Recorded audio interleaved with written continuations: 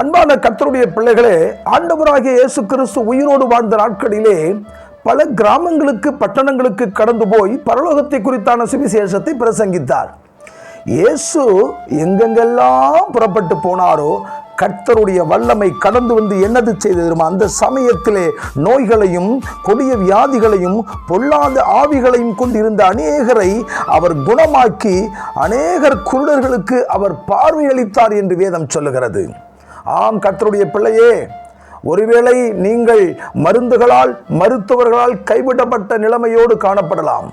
என் குடும்பத்திலே இந்த பிரச்சனை தீரவில்லையே என்று மனக்கலக்கத்தோடு காணப்படலாம்.